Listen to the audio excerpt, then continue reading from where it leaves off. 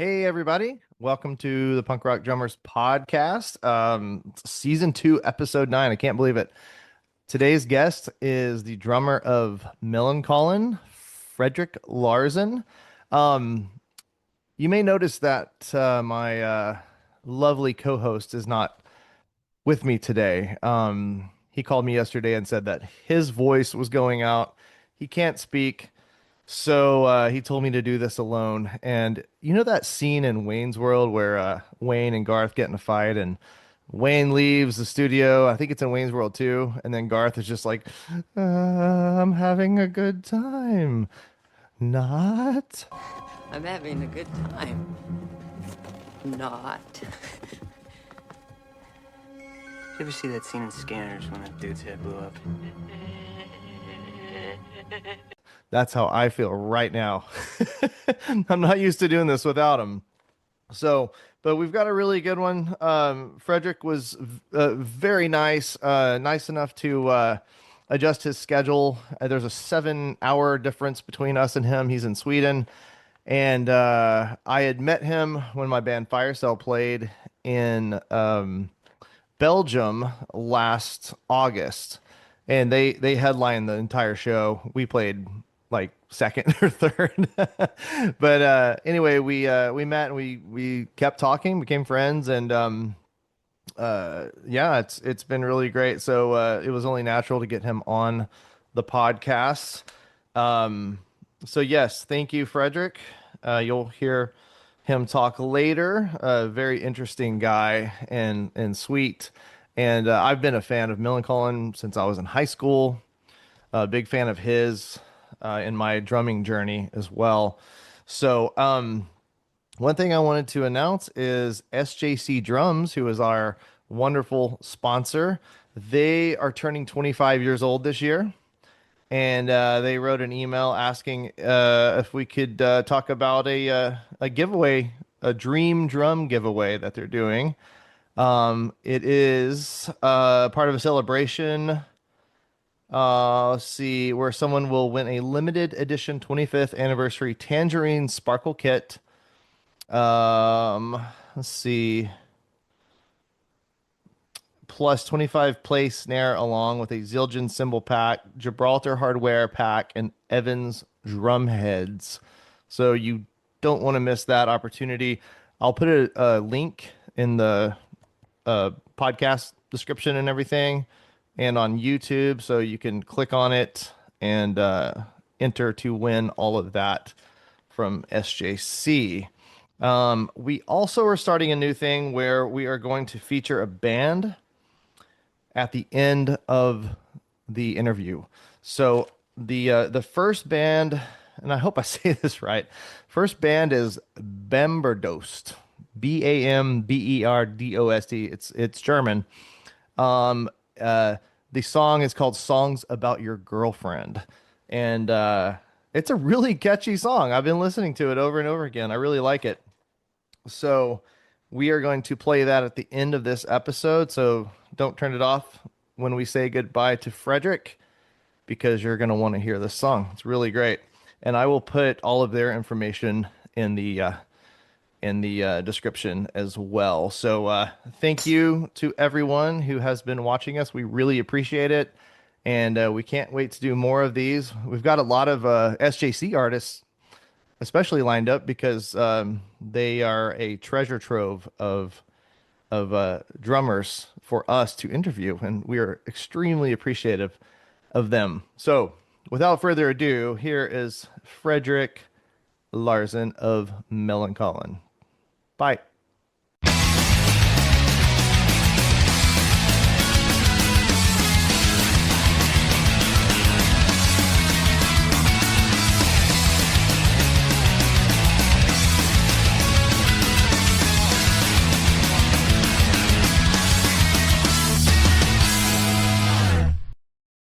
Good afternoon. Oh, good afternoon. How are you guys? We are good. Doing well yourself? Excellent. We Yeah. got sun today here, and it's Oh, not I very. see it. I can I can see it coming in. We Yeah, always have sun here in Texas. I don't know about you, Christian. He's in upstate New York. No, it's just cloudy and about to rain about 24 hours a day this time of year. And then lots of leaves. It's great. Yeah, see, you guys have really pretty falls. We don't. It's like it's like everything's green and then everything is brown. Like no orange, no yellow, brown. But Then the leaves fall off. yeah, but I live in the very south of Sweden, Okay. uh, all the I- way almost in Denmark. So two of the guys in my band, they live in Örebro, which is like 5 hours north from me. In Örebro, and I used to live there back in like I moved here like 11 years ago. Okay. And the weather up there is totally different than here today. Nicer Yeah. or worse? It's worse up Oh, there really? today. Yeah, Colder. colder, No sun. colder, and darker. Ah, that's My awful. wife from another different upstate New York, even further up, it's like almost the Canadian border, and they already have snow. Oh, Uh, So it's yeah, it's funny how like just a 3.5, 4 hour difference can make such a huge. and they have snowed until like May, April, May. But yeah, probably closer to April. I mean, some years it happens in March. It's wild up there. She was supposed to go this weekend, but had to cancel because the weather's supposed to be so bad up there. So Okay. um, yeah. Wow. So I'm not going to complain too much about here right now. At least I can take the dog for a walk and not freeze. So we're good. But this is not about us. This is not about the weather. This is about you, my friend. Yeah. It is about the weather, All right. I guess we're especially doing a when we're weather so far podcast. apart. No. Okay. I have a little anecdote with the weather Okay. from back when we did a tour. I think maybe the tour with Good Riddance and Down by Law or something. We rented this van in Los Angeles and we were out there for a long time and drove up to way up in Canada and stuff. And we had the tires for California, not for the weather up there. Oh man. So we almost got run over by a large truck up there. By We a big ended up in 18 the wheeler. ditch. Yeah, I've been in that same situation before and it's not fun. I was in the Rocky Mountains and we didn't have snow chain or the chains on our tires. We couldn't go anywhere. We were stuck. yeah. Hey, let me try a different pair of headphones because Yeah. I can barely hear you. Okay. You're coming through just fine on my end. Good over here as well. Sweet. Okay, there we go. Better? A little better now. Yeah, Awesome. All right. Awesome. So yeah, I've been a big fan of Millencolin and of you for I guess since high school. I'm 45 years old now, so that would have been 96, 97, 98. Um, from the beginning. Yeah, yeah, big influence on my drumming, Of course, like Bill and you and Yuri and Smelly were all big influences, but you were in there with those guys for me. And it's really thank cool you to very talk to you much. today. And it was really cool to meet you in Belgium back in Yeah, August. I guess that was early August. We played Brack Rock together. correct. Was a It, good night. it was a good night. And I Yeah, apologize for not being at your show. I was so exhausted. I couldn't yeah, I even understand. function. That's fine. That's fine. We're Yeah. going to the States in a year or something, so you can catch Is, up there is maybe. is that official? No, but the plan is to go there. Okay, good. Good. We hope to Yeah, both see you at a show. Hopefully you come through Texas. I'll certainly yeah, travel if I definitely. have to. Yeah, yeah, yeah. We'll do some shows soon. It's time. It's been way too long. Yeah, I think Millencolin will be very well received here. Some bands, if they are gone too long, people can forget about you. But it's just there's like this perfect little gray area where it just hits just right, and Yeah. people freak out when you come back. Yeah. Yeah, So well, we'll see what happens. yeah, yeah. So yeah. So the album I mostly got into, and whenever I first got into Millencolin was for Monkeys. And I probably have more questions about that album. I don't know what Christian has. Well, Um, I got in on Life on Plate yeah. was my entry. But I guess I'd like to ask, I don't know, how true this is, but was the band together for a little while before you actually joined, just as like the instrumental and vocalist writing, and then you came in a little bit later? Yeah. Uh, let's see. They started the band October 92, and they did the first show just before the new year there. I did the sound for them because I put up the show, and I did the sound for them because the sound tech got way too drunk and disappeared. So I had to jump in there and do that. And we all knew each other from different bands before. And my band was kind of uh, on ice. We didn't do much. And I was as big fan of the US punk as the other guys in the band, like Better Legion and NoFX and Pennywise and all those bands, Circle Jerks. So after that show, I think I told them that if you wanna have a second guitarist and need a drummer, I'm available. I really want to do it. And so I joined the band early in '93, after just before recording a second demo tape. So was one of the other guys playing drums at Yeah, that point? Matthias played the drums on the first demo Oh, tape. okay, cool. Yeah, And I noticed on the Wikipedia that there wasn't a previous drummer listed, so I figured it was something at that point. So yeah, did it when you first started playing, did it kind of just guys hit it off pretty well? yeah, yeah, yeah, really well. We, as I said, we knew each other and we knew what we wanted to do and everything. So it was really easy back then. Yes. There were so many ideas and just trying out something really brand new for us, playing that type of punk rock. We play the more traditional Swedish punk rock, which is also melodic and sometimes fast, but we had so much energy going into this new thing. Mm. At the Yeah. same time, there were some other bands like Satanic Surfers and Randy and No Fun at All, and those bands who started to do that type of stuff too. Right. And so after you joined, that's whenever I guess y'all started writing for Life on a Plate.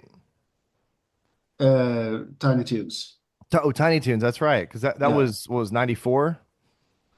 that was '94, and actually before that, we released a mini CD called In a Room, Mm-hmm. uh, and another one like a cover EP called Scouch. Are those And hard to then we find? went to uh, they're all on a compilation called Melancholy Collection. Okay.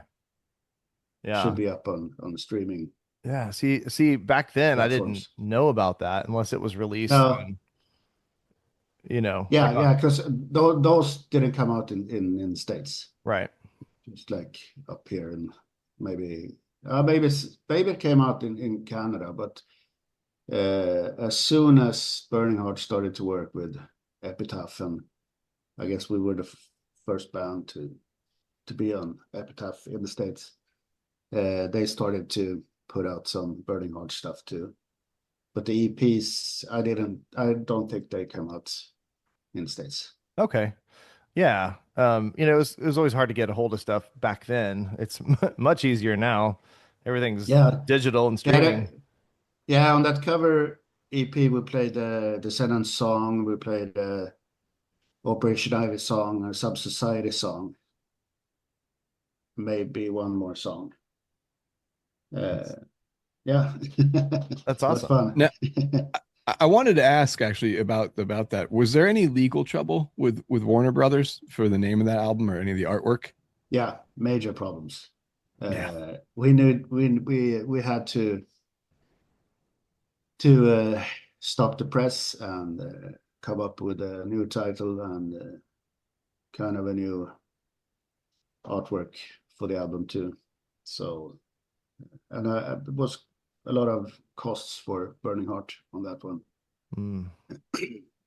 I remember hearing that back in the day, but obviously before Uh, uh before It's the not internet was strange. before the internet was as accessible as it was now, it was a lot of Yeah, yeah. rumors. So that's But if you look at the cover art, it's maybe little bit too much borrowed from the original artwork. So I can understand it, but we were all young and really angry about those big companies.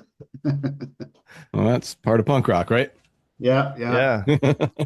So yeah, so like in correction, I did get into Millencolin Life on a Plate, but Four Monkeys was like the one I liked like the most. I think it was just maybe that year and the age I was at, but I noticed there's a big difference between like not just production but even your drumming. I feel is so much tighter on Four Monkeys, as opposed to Life on a Plate. What changed in that time between those two albums?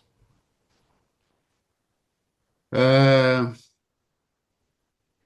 I think inspiration wise, we as a band moved towards what then was called like the emo stuff. Like for us, emo was bands like Sam I Am Hmm.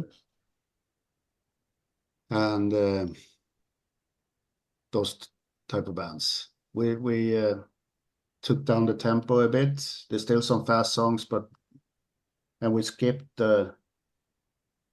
almost skipped the ska part on that album too. We didn't have much ska on that one. Yeah, I think there's one Um, ska song. um, to be honest, we had little, almost none time to prepare for that album because we toured so much in between Life on a Plate and the recording.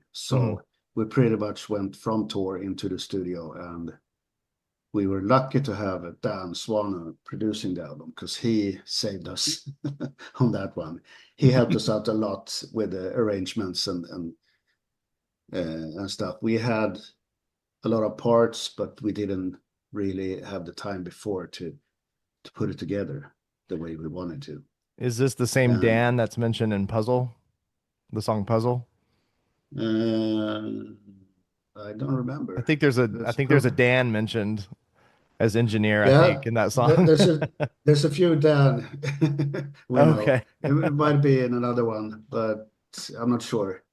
Okay. And I I'm may not have the sure. name wrong too. I'm just going back Uh, memory. yeah, yeah. We were kind of moody back at the time we started recording that album. It felt like we didn't really know exactly what we wanted to do.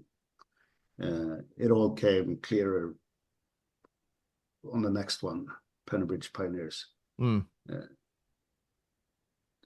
but somehow at that time the change started towards something that felt like our own sound, Yeah. not just trying to sound like our favorite bands. Right. Well, I always thought your guitar tone and just kind of general feel felt different to me from the beginning, or at least from Life on a Play. It didn't feel like all the other bands I was listening to. So I think you guys achieved that way before you realized it.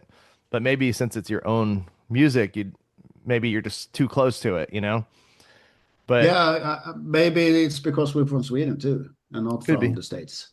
It could be. Yeah, and I always wonder, how is it? I wonder how it's different from, punk rock you hear around that same time. I guess would be, I guess you call it like new school or skate punk, versus in Sweden, like what are the differences in the styles? Like what makes Sweden different than the States? Uh, I mean, when it comes to the skate punk, skate rock genre, everybody was 150% inspired by the States, and but maybe more political than Mm, bands from the States. right. Was there a big skate community, like skateboarding Yeah, in yeah, and Sweden? yeah, Okay. a lot of US skaters came over and toured Sweden Oh, okay.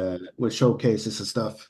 So, and the other three guys in the band, they were skateboarding since like the early teens. Right. Okay. Okay, cool. Um, but yeah, there was that type of genre. Like we played No Fun at All, Satanic Surfers, and Randy, and then there there was another part of the scene which was growing as fast as us, uh, the hardcore scene, Mm, like the straight edge type of hardcore scene, Refused and all those bands. Uh, but we played the same shows in Sweden. We played together all those shows. yeah. That's great that there wasn't a divide between those two things that happens quite often, unfortunately. Everyone's Yeah, kind of lumped into that same sound, but it's all, it's yeah, all inspired by the same thing. we're too small of a country to be able to separate like that. None would turn up at the shows. And then we had like the typical Swedish, if you can say typical, but the punk bands who sang in Swedish, either they played like the Discharge type of punk rock, the super hard punk rock, or even more melodic than the US type of hardcore, and sang in Swedish, which was it was huge back in '95 I'm a too. I'm a I'm a deep diver. What are some of the bands? Do you remember? Dia Salma, uh, Strebers, Astakask, I've heard of them. Yeah. yeah, bands like them. That's, Uh, I mean, some of those bands they turned up on the top charts at that time. that's It wild. was I mean, so you guys big. have and had a pretty great metal scene as well. Oh yeah, yeah, Oh yeah. Yep. Not yeah. That's kind of like where I learned my DIY thinking from, like ordering fanzines, trying to make my own fanzine, trade music with other people around the world, and I didn't really care if it was metal or punk or whatever, but it gave me uh, the feeling that if you want something to happen, you got to do it yourself. You gotta you can't just wait for someone to do stuff for your band or for your fanzine or something. If you take charge of that by yourself, then it's right. Yeah, for and sure. it's still to this day I do my record company in that way. So yeah, Yeah, you're right. And it still holds true today. I have to be reminded of that, even like things that I do. I train dogs, I'm a photographer, yeah, and I realize that I'm not going to get business sitting at home, posting on yeah, Facebook. I got to get out and meet people and hand out flyers. It's still true to this day. It still works, and I think people still appreciate that kind of, you know, I guess yeah, sentiment. yeah, Do it yourself. Get out there and make it happen, you know. yeah, yeah. I mean, people they need a face of you that okay, you're the one. I like you. You're the one doing this. It's a closer connection Hmm. and Yeah. than just words on a screen somewhere. Yeah, and I think, like bands like Millencolin and similar, y'all were very accessible too to people, and so I think people picked up on that. There's bands that are you'll never meet that person. They're too big. You know what I mean? Yeah, But I yeah, think that's why a lot of punk rock bands are very successful and had a lot of fans is because you were with them and you hung out with them and you did things with them and I think that's what something's really cool about the punk rock scene. definitely, I love it. definitely. Yeah, yeah, me too. Yeah. Yeah, yeah. Back to the drumming. Yeah. So, do you remember? I kind of wanted to. I So know you. I just want to add. I don't know if you know, but we recorded the three first albums with Dan Swanner. Okay. Okay. Um, actually, and the EPs before too. So he knew us very, very, very well. Okay. Um, that's, I guess, how he knew how to help us on Four Monkeys to Yeah. get it together as an album. So you think Penny Bridge Pioneers was the album that defined Millencolin? Yeah, Okay. yeah, That's funny. To me, it was the first two albums, and then I felt like Penny Bridge was different. It felt different to me when I first heard it. It was good, obviously, but it sounded a little more polished, and yeah. the drums The sounded really, really good on that album, especially. Yeah, it was a full. It sounded full. I think is a good way to like everything was there, very present. What was out of that record, if you had to pick a couple of your favorite tracks, what would they be From which one? from Pioneers? Ah, No Cigar, um, Penguins and Polar Bears. Mm. Uh, You're like, let me look at the yeah, track listing. I mean, yeah, technically two is a couple, so Yeah. yeah, yeah. But they're kind of similar drumming wise. So I just wanted to give you something else. Well, I I did mean, actually wanted to ask about the intro to No Cigar.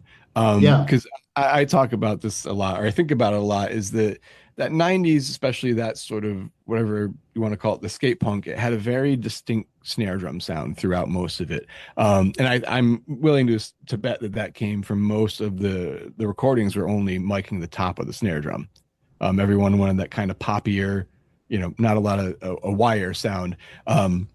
And I remember hearing that little drum roll intro to No Cigar, and you can actually hear the wires reverberating. And I think that was around the time period when people figured out how much better snare drum sounded when you mic'd the top yeah, yeah. and the bottom.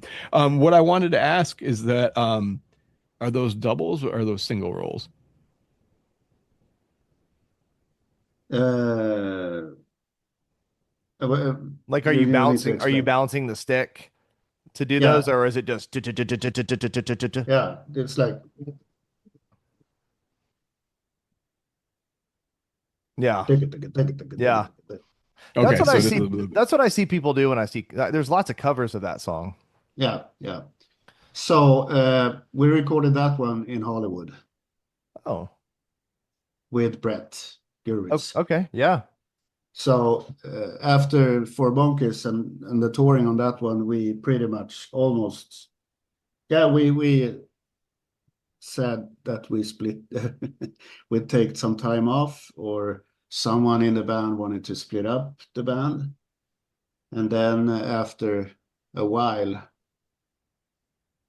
we kind of felt like we wanted to go back playing together, but we didn't know what to do. And then out of the blue came Brett Gurwitz telling us that you guys need to record a new album over at my place mm, in my studio.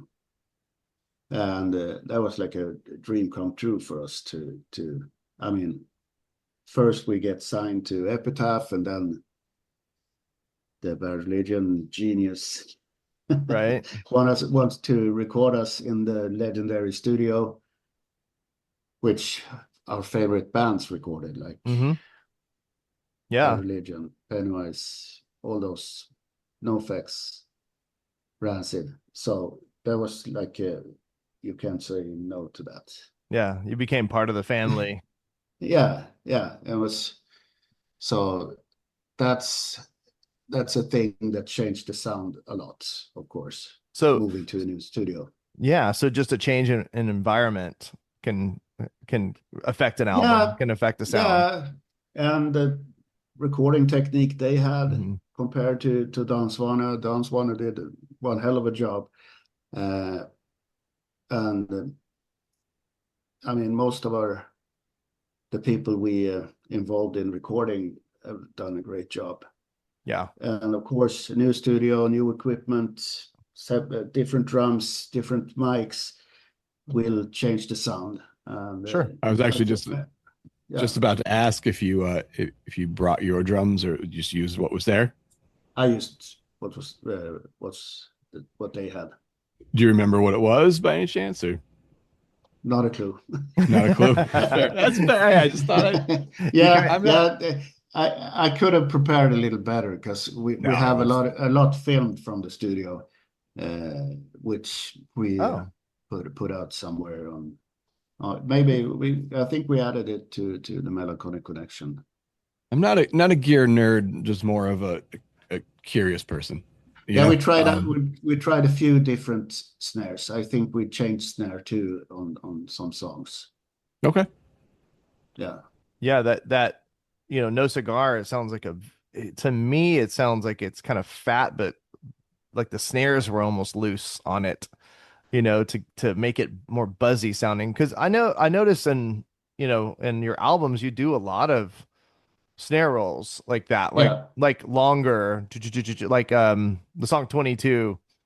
yeah. You start out doing that, and of course, for cigars is, I mean, I'm sorry, for cigars, um, No uh, cigar. Yeah, no cigar is the pace is quicker, but it's still a long roll, you yeah, know. yeah. I think it's what, like 16 counts or something, but you do that a lot. I noticed, and I think that's really cool. I think that kind of sets you apart from a lot of the Ooh. drummers out there. Yeah, um, sometimes uh, you want to find some other ideas, and Matthias is as interested as and like me in Hmm. drumming Right. and creating drum parts. Still, I mean, he's a drum nerd, maybe more than me. He listens to drummers more than me, but he has a lot of ideas. I don't know who came up with the no cigar one, but the 22 was probably just we don't want to go straight into a beat. We want to do something else with the guitar before Yeah. the song starts and just build it up a bit. Yeah, A because little. it kind of has that chugging kind of Yeah, part at the beginning. I think there's bells in the background. It sounds almost kind of metal to yeah. me. It's fun to go back to those albums and do. I mean, last 2 years ago we did Same Old Tunes in Canada, the whole album, and it's weird going back 30 years and play some of those songs.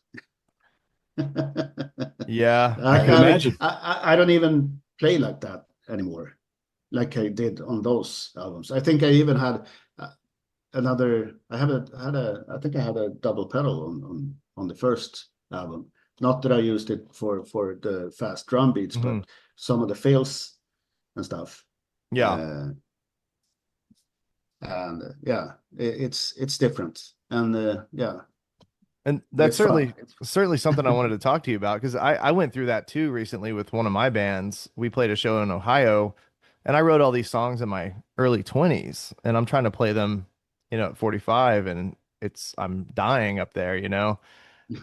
So yeah, I was wondering if you altered your live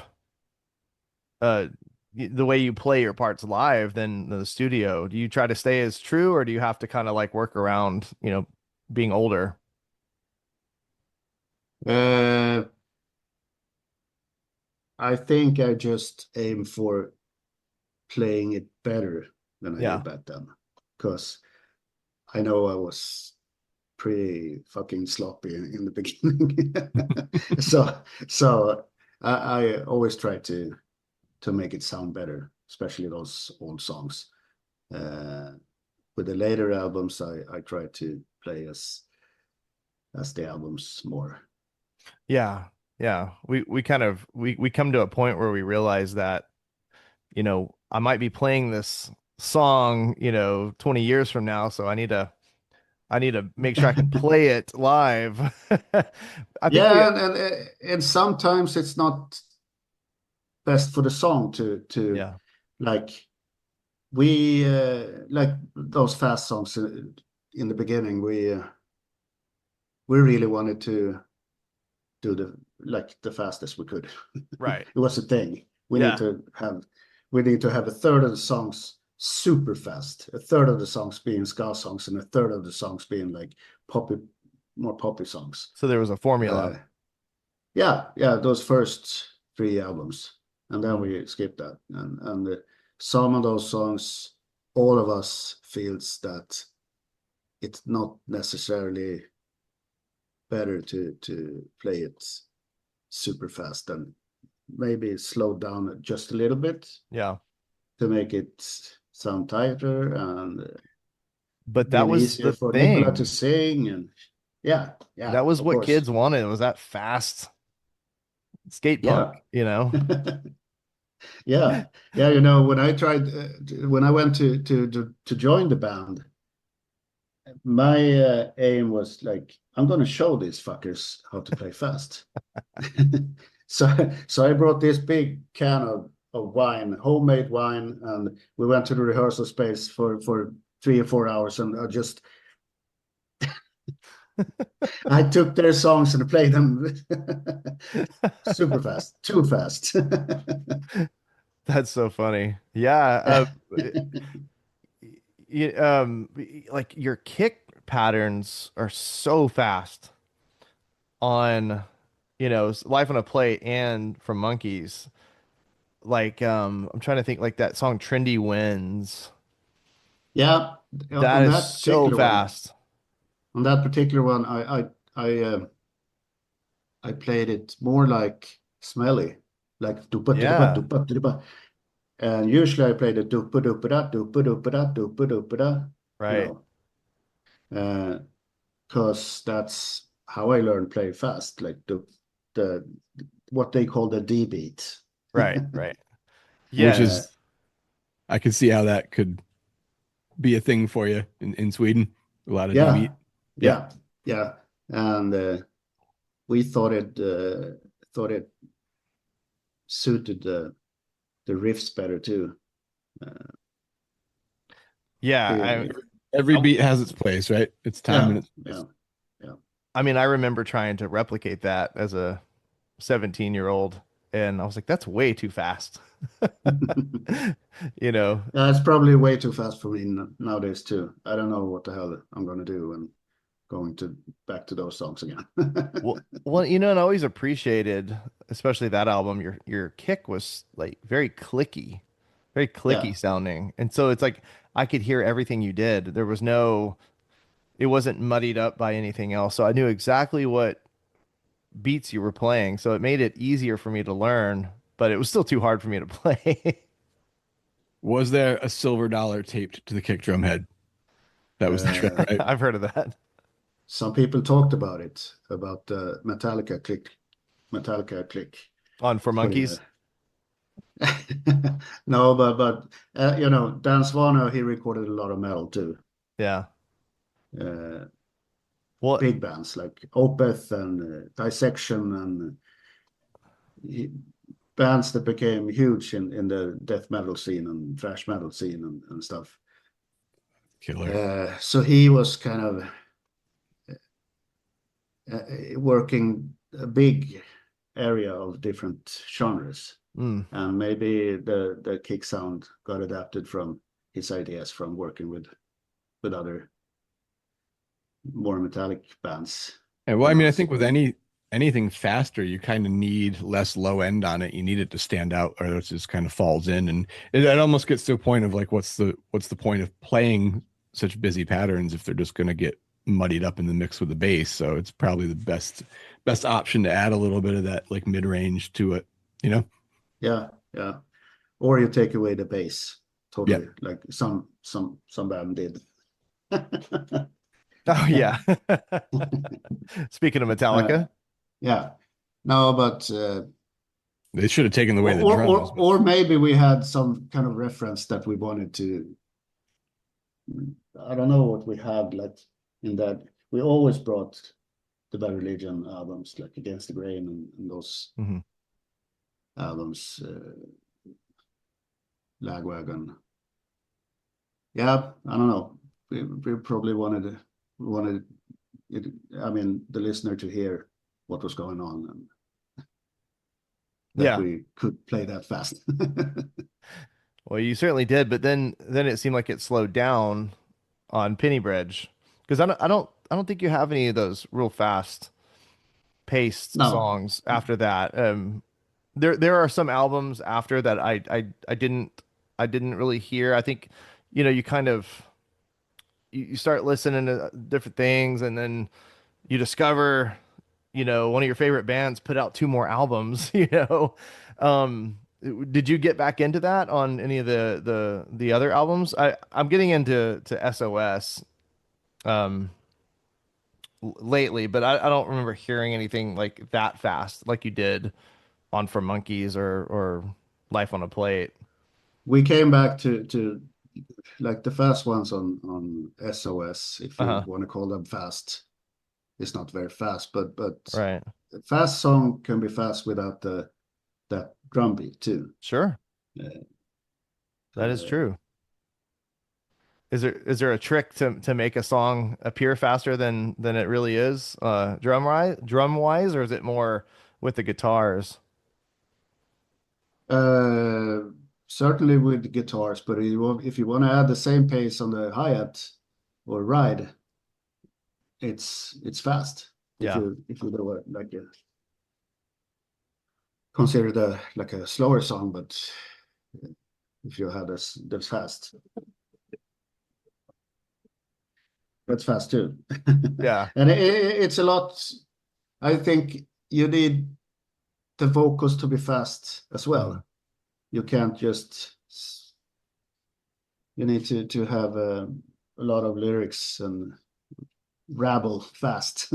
Yeah, and I think It makes the song sounds a lot more faster in the end. I know too many bands who have super fast drums, but the vocals feels like it's half tempo, yeah, yeah. That's and then interesting. it's then it's not necessary. Yeah, yeah, for sure. Yeah, I know there's all sorts of tricks that you learn along the way to kind of compensate for maybe if you can't play as fast or if you just don't want to play as fast, you can make a song sound faster than it really is, like you were saying. Yeah, yeah. I think that's cool. I can be honest. I think none of us in the band wanted to play those super fast songs uh, back after like at that period of time of like in the beginning, the first 10 years of 2000s. Uh, Hmm. we focused more on maybe some more on the slower, not slow songs, Yeah, but mid-tempo. mid tempo uh, melodies, hooks, that type of stuff. Mm. but Heaviness. you had to play Boolean though, right? Everyone get mad if you didn't play Yeah, it. some. I mean, I understand that some people want to hear those songs too, but yeah, we try to add some of those. We always play some of them live, like Olympic and Mr. Clean, and those have been since we released the Oh yeah, Mr. Clean, that's right. Bullion, Olympic, Mr. Clean. those songs we played since we released those songs, probably like 1,500 times. Mm-hmm. It's funny is And I love them. I love them. It's not a problem. I love playing those songs. But I always love the is a song called Material Boy? yeah, Is the name like the different I don't know how to say it. It had so many different levels of, some parts were aggressive, some parts were a little bit more laid back and melodic. And then when it comes in that, that now I'm shopping and it like, it almost turns metal for like yeah, a quick second and then goes back to it. And that always impressed me. Not just with your drumming, but the whole band is the ability to have that many different feelings of dynamics within, one track was always pretty impressive, which I think that pulled me towards that always being one of my favorite songs. And yeah, I grew up a pretty like aggressive punk and a lot of like heavy metal and stuff too. So maybe that was a yeah, part of it for me. But I always loved the way that track was broken up and those pauses and the kick patterns kind of falling in when the guitar wasn't there was a good way to like to balance those parts out. yeah. So not so much a question as a compliment. So Thank good you work. very much. We Good still work. play. We still play that song once in a while, quite often actually. I like that song too. That was And a great we track. came up with that song when we had refused as a support in Europe. Were So they shopping that's a little bit? no, but they were metallic. Okay. I was like, oh no. Were you making fun of the review? They weren't shopping, but there's a lot of influences from different kinds of music all the way for us. Yeah. So like whenever you're writing music, are you writing most of the drum parts or are you getting information from the rest of the guys too, or is it mostly like you hear a riff or a vocal line and write around that, or what's your thought process on those? Actually, these days, Matthias and Nicola are working pretty much most of the ideas for the Okay. songs. Yeah. And when they record it, because Matthias is a good studio technician, Hmm. so when he records it, he makes like a demo instantly of the song with Right. drums and everything. And then it kind of kind of a early version for me to listen to and come up with my ideas. And then me and Matthias are talking.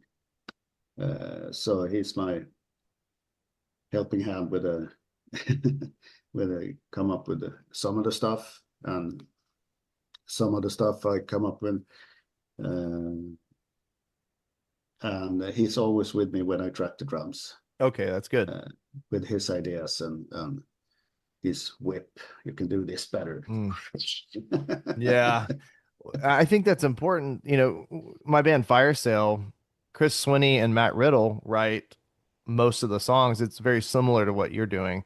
They'll get together and or they'll share ideas and they'll record a song and then I'll get a copy of it with programmed drums. And Yeah, it's always funny because there's always when a guitarist is writing drum parts, it's at least in my experience, it's always something that just doesn't really most of it makes sense, but there's like maybe a drum fill or some sort of weird timing thing that just it's almost impossible to yeah. play, and I'm like, yeah, I'm gonna have to change that and but they're cool and they trust me and they let me write different parts than they wrote, but usually what they give me sounds really good.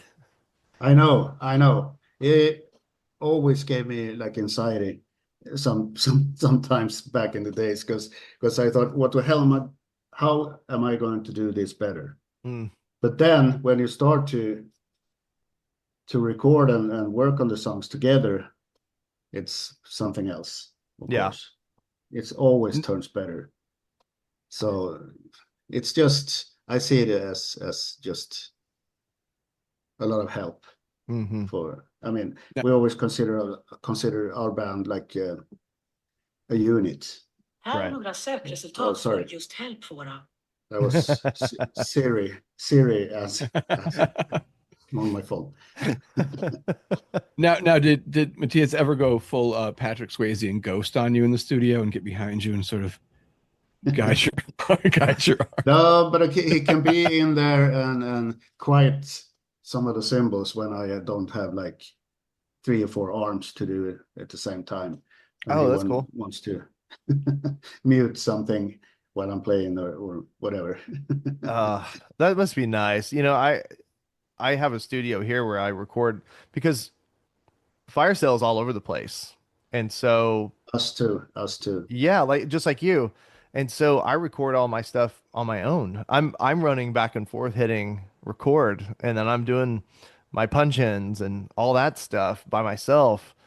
And it is a little frustrating. And I wish I had someone like that to crack the whip at me, you know? Yeah, But I think so we haven't recorded a full length yet, and that's the next thing we're doing. And I think we're trying to get into the blasting room. So I'm hoping Bill is our guy, and I hope he cracks the whip on me, you know? yeah.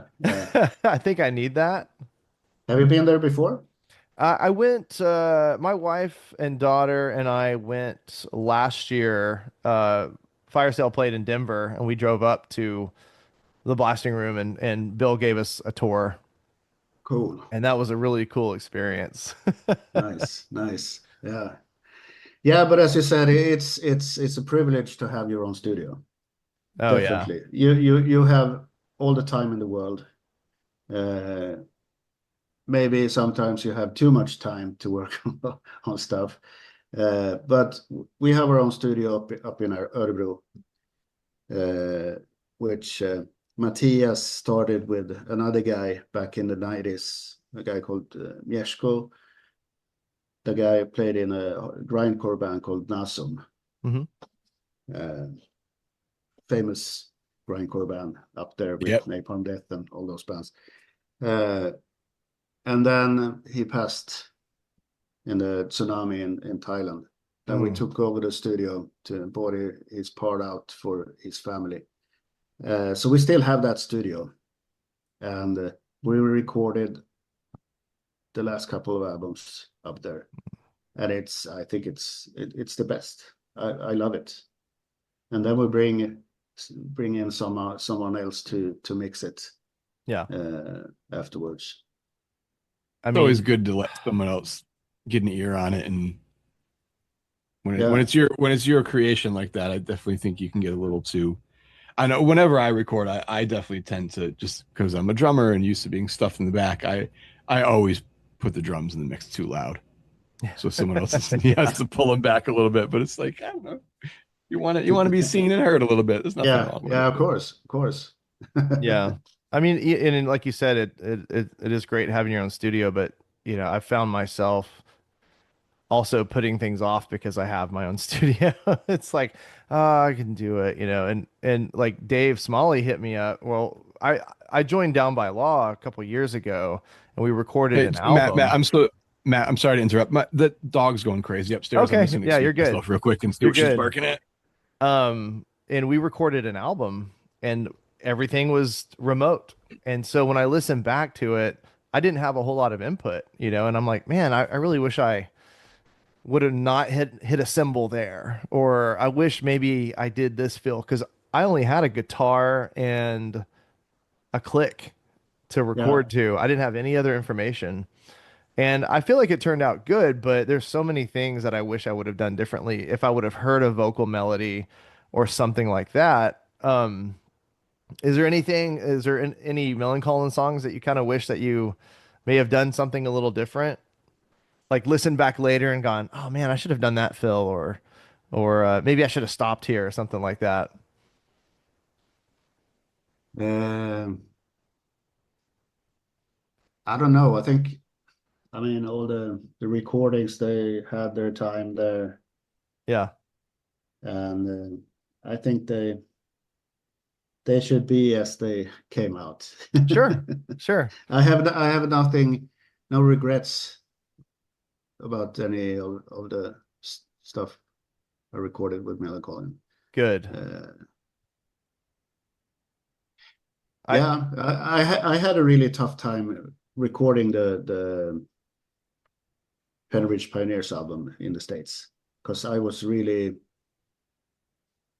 stressed out by the time and the money going into to staying in the States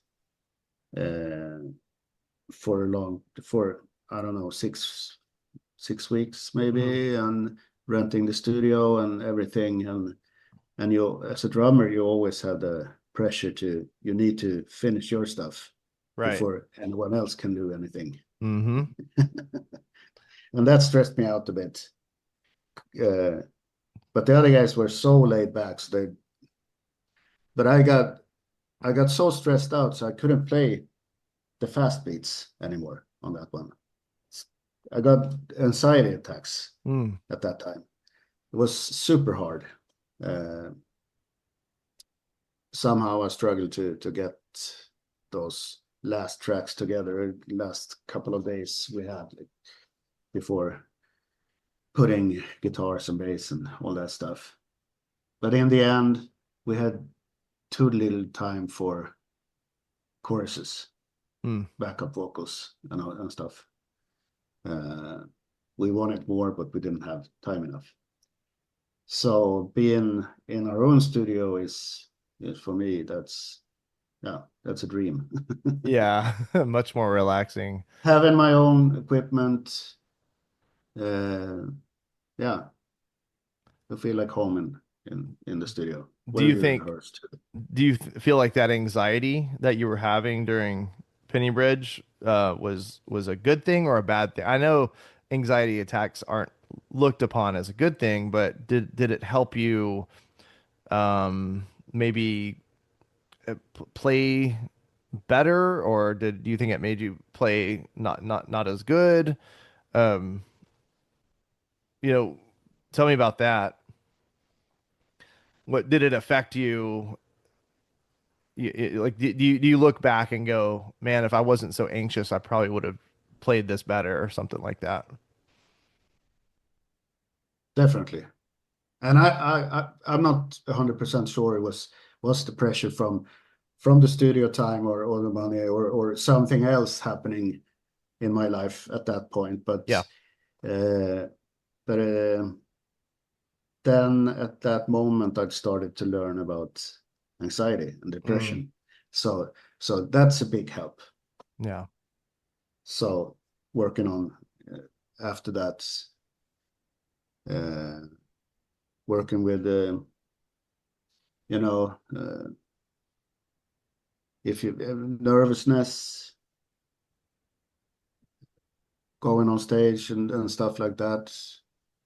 So when I knew what was happening and it was in my head, it was a big relief for Hmm. me. So even just Uh, having a name for it sometimes can even help, right? yeah, because Knowing. the the hospital, they had no clue. They said there's nothing wrong with you. Just go home and take it easy. Oh, so you went to the hospital Nowadays, yeah. when you were in Is the that Nowadays, States? Yeah, that doesn't no, surprise. no, in Oh, Sweden, in I Sweden. was gonna say Oh. that sounds like a very American hospital experience. How's your insurance? Get the fuck out of here. Yeah. No, back in Sweden. Well, and people don't really think about that. I mean, how would people know what certain musicians are going through during an album? And that's really cool to hear about that because in my brain, you're confident, you go in there and you nail it, you put out an album, and that's all there is to it. Yeah, But yeah, I think back on times when I record, and yeah, I was, even though everything I've pretty much done has been like either in a friend's studio or my studio. I still was nervous, and you still have to, I mean, you're the beat. You got to hold it down. yeah, And yeah. yeah, and then like if you tear down and realize something's wrong, it's like you can't get the same sound. We don't have I know. knobs like guitarists do.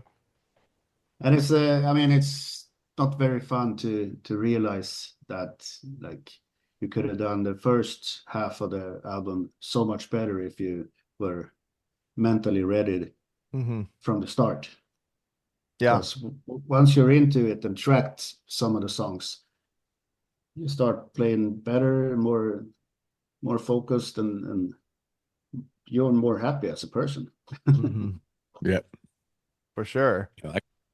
I can definitely attest to the anxiety thing and the comfort of studios. It never ended up going anywhere, but I did some drums for a project and I recorded them at Little Eden in New Jersey with Pete Steinkoff from Bouncing Souls. And, Oh, cool. I was Great guy. upstairs and he's downstairs in the control room. I don't know if you've ever seen that studio.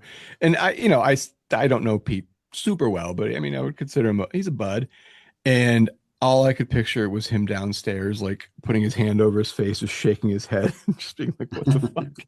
It's just because I hadn't done it in a while. But and then doing other things with like good friends, close friends in studios I've been before. It's definitely it takes a lot of the pressure off. But I think playing drums in front of someone whose music I grew up listening to was a little fucking terrifying as well. So I know. I'm glad that never saw the light of day.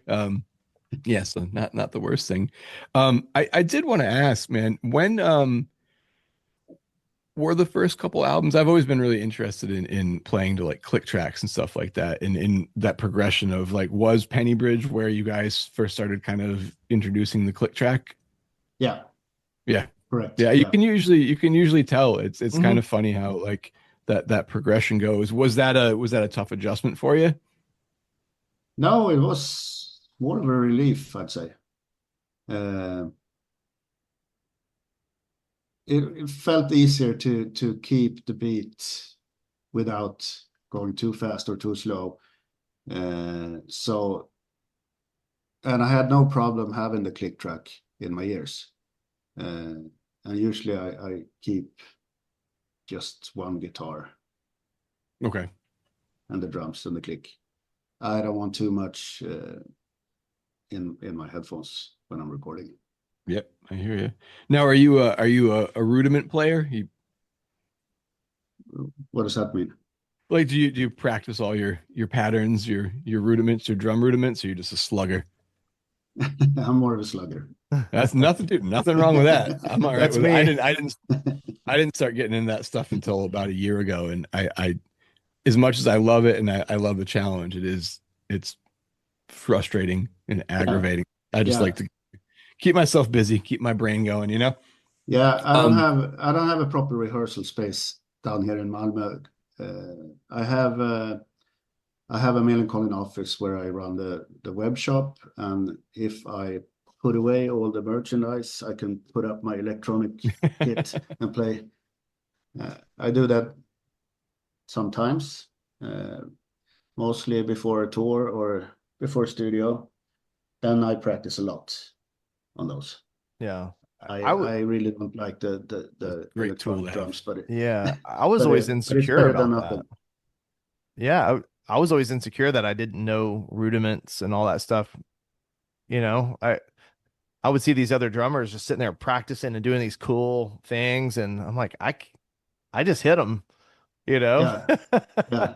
Yeah, I just if hit the I'm being drums. honest, the only reason that I got into them was to save energy. Mm, As far as like doing really fast drum rolls, if you're doing double strokes instead of doing single strokes, it definitely it I don't know. For me personally, it saves a bit of energy, and it's as I certainly get older, important. that's oh, yeah, right. That plays a pretty large part in all of it. Which I guess in the smoothest transition in here in history. If you would like to tell our listener a little bit, sorry, um, when you tracked Bouillon, um, I'm assuming it wasn't just one take, right? The drum fills in there, were those just something that kind of came to you in the studio, or was that practiced a lot and worked out, or did it just kind of happen organically? The recording is exactly how we rehearsed the song before going to the studio. Okay. So we just tried to nail it as fast as possible. Uh, Remember, those two first albums were recorded in a cellar, like an hour and a half from Örebro. Dark, small, just one small room, maybe 40 square meters type of room, no windows, nothing. Mm, And the drums were packed in like a wardrobe with a door, and they're doing things. So and I mean, as soon as we started to record, the song is tracked in one take. We did many takes, or a couple of takes. I don't remember how many takes, but it was analog and all that stuff. So we couldn't cut and paste anything back then. Right. Now Was it live? Oh, sorry. Was it live or no, tracked? Sorry, Was it live or did y'all track it? I did the drums with one guitar, I think. Oh, okay. Okay. Sorry, Christian. no, that was the question I was going to ask, Oh, Phil. Yep, there you go. That was my next. That was where I was going anyway. So, it, um,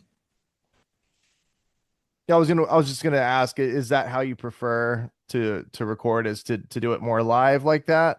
Uh, are you recording to a live guitar or is it a previously recorded guitar that you're playing to? On SOS, I played to a previous recorded guitar. Okay, but before that, Yeah. it was hashed out together. I think so, yeah. Yeah, I think a lot of bands prefer Uh, that. yeah. Uh, Another different recording was the Home From Home album.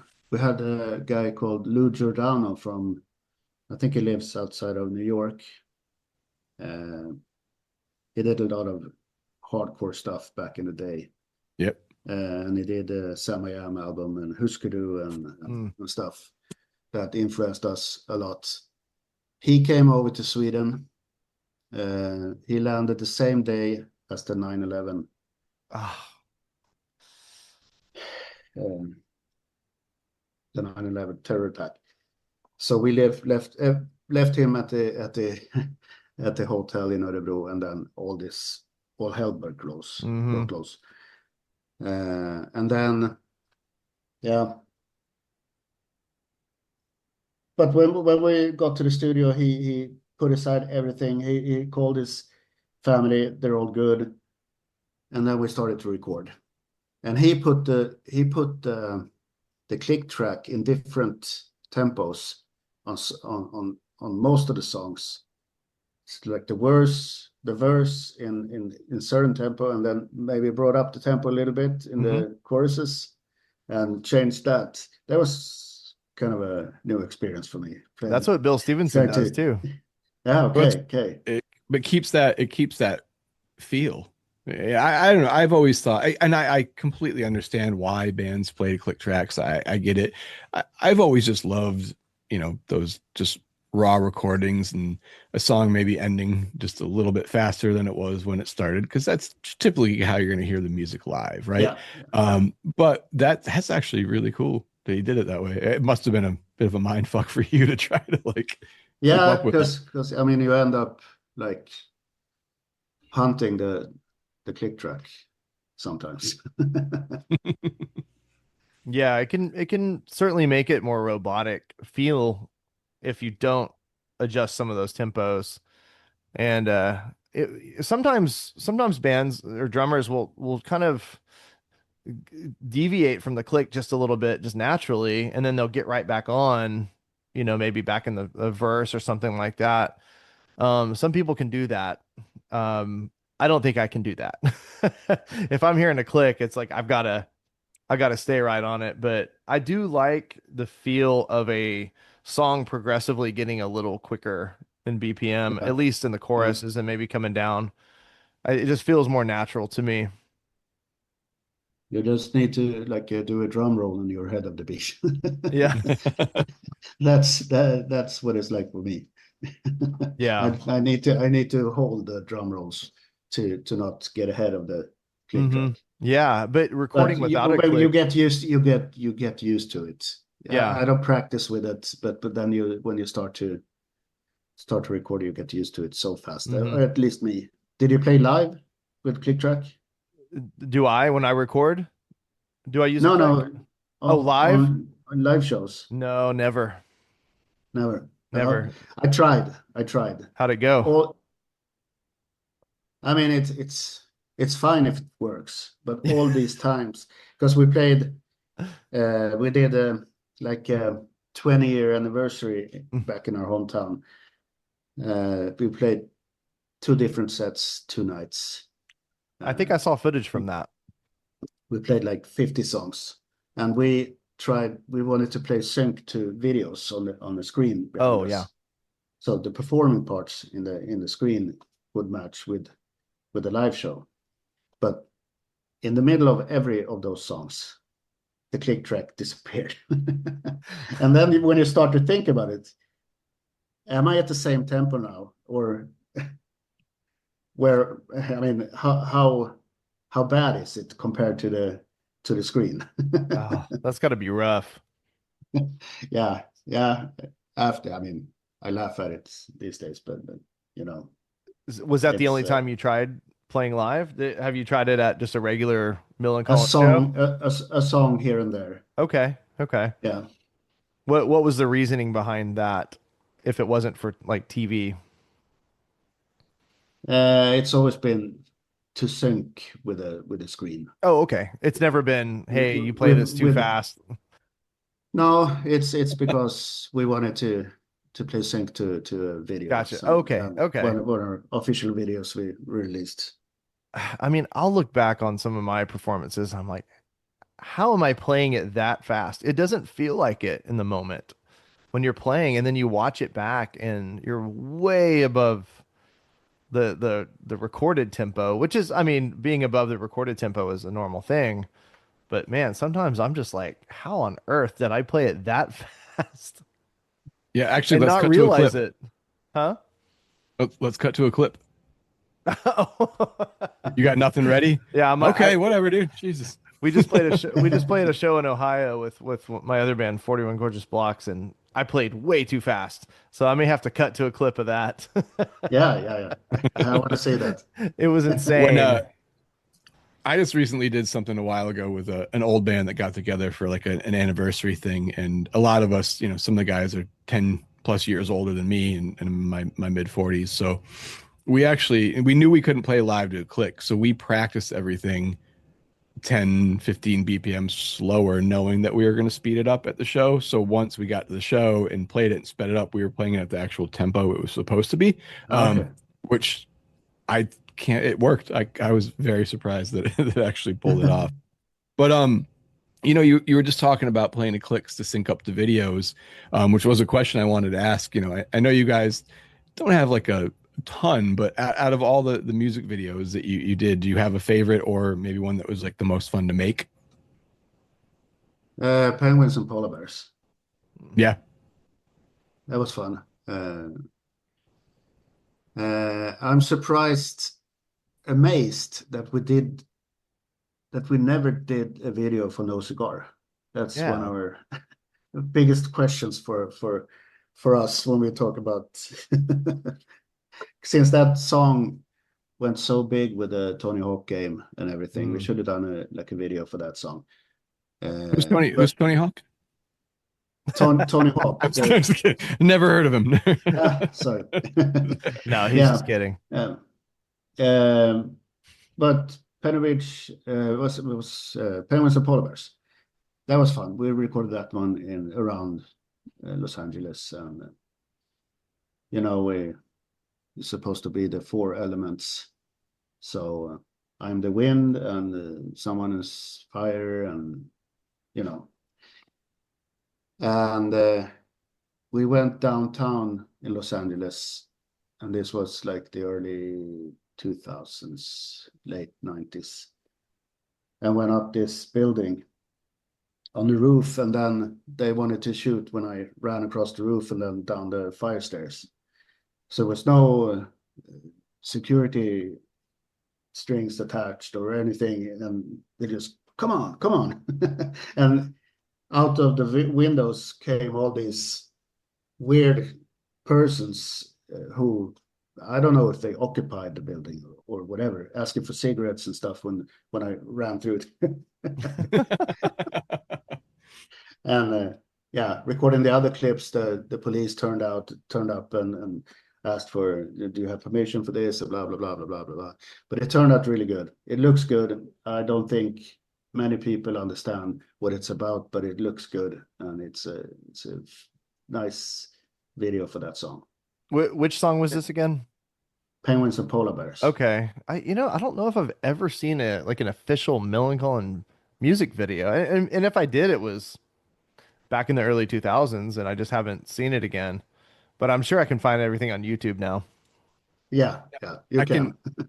I can Everything hear is on YouTube. I can hear the song, but I can't think of the title the title of the song. The video where you guys were the robots. That's camp. That's Kemp. Now, when they ripped your body apart to turn you guys into robots, how did they put you back together afterwards? Um, I think it had Sorry. something to do with Elon Musk or But that was, I remember that video, all kidding aside, when it came out, I just thought that was such a cool fucking video. The way they synced, the snare hits up were, they were pretty spot on yeah. with what the robots were doing. I wonder, I'm not asking you this, but I like you would know, but I wonder how much it cost back then to do an animated video like that, if it was crazy or if it was, you know? I'd say a video like that was probably like $20,000 Mm. these Jeez. days. Yeah. Wow. That was a great video. That was great. I mean, I always love Fox was a good video too, but you weren't the one riding the scooter, so you were in no danger. No, I think I was the hillbilly in the truck. That's right. I know what I'm doing after this interview. I'm going to go watch every one of your videos. Yeah, I'm sure I've seen some of them. I just can't remember them because it's been forever. It's yeah, been yeah. so long.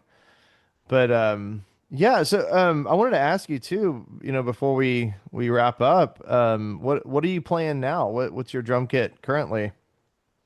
I play an SJC drum kit, Okay. We love which SJC. yeah, They're a me sponsor too. of our podcast.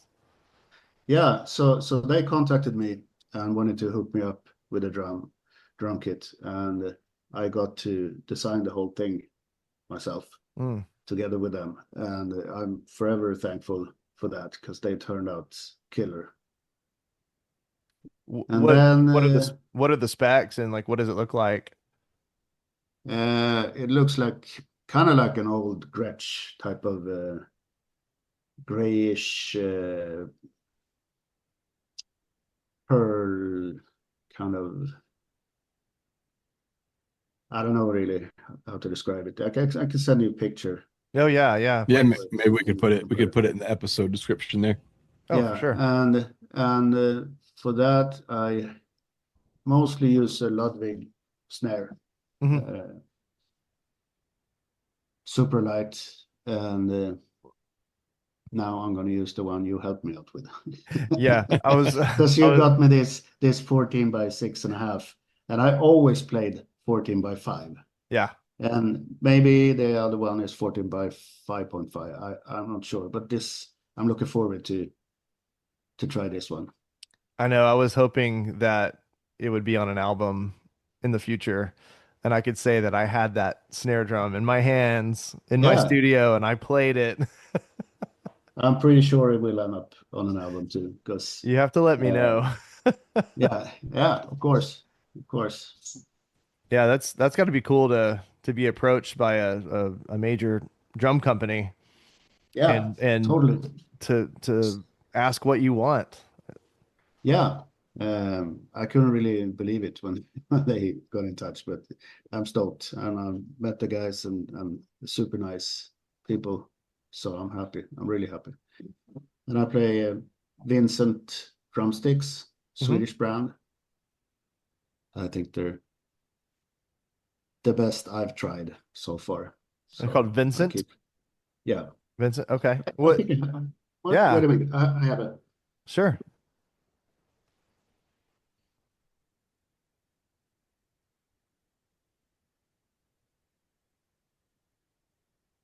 So it looked like this. Okay. Oh, with a W. Yeah. Oh, cool. You've got your own signature and everything. Are they oak or hickory? They're hickory, Hickory? Okay. 5 Bs, and I'm hooked up with Siljan cymbals. Nice. Very Yeah. cool. Yeah. I used to have trouble with hickory drumsticks. They would split on me really bad. And they were the Zildjian brand. And then I started playing oak, like ProMark oak, Okay. and they wouldn't do that. They would just kind of dent and kind of chip away a little bit, but I could use them so much longer. But then I started using London Drumstick Company sticks. It's these right here. And they don't Yeah. split. These are hickory and they don't split like they act more like the oak sticks. And so I'm really Yeah. happy with these. I was Yeah. These last forever. I play a whole show with these without a problem. That's great. Yeah. Yeah.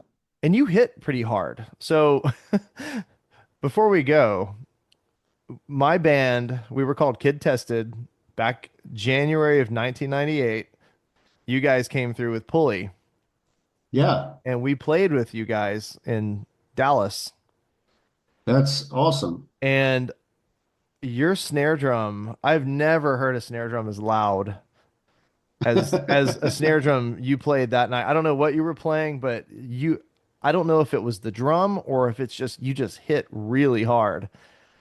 And it was a small show. It was a small club, so all of us were just kind of packed in. And I have the whole thing on video too. Like I have a Okay. VHS that I digitize. I'll have to send it to you.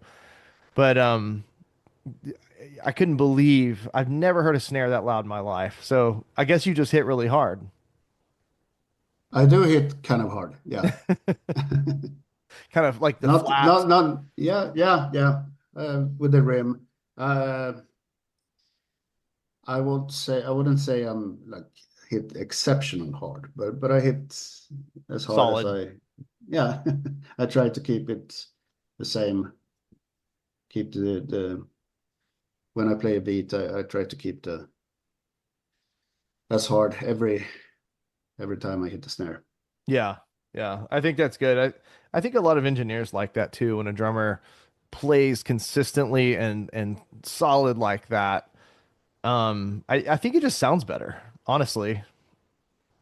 At least Yeah, for punk yeah, rock. yeah, yeah. I mean, for the engineers, it's totally a a dream to For have that. sure. For sure. Well, we're coming up to an hour and a half. Is there anything else you want to talk about or any upcoming stuff? I know you mentioned a possible Millencolin tour in the Yeah, we want to States. go to this. We want to go there. Uh, Yeah. we have talked to some uh, to our booking agent there, and we're going to try to sort something.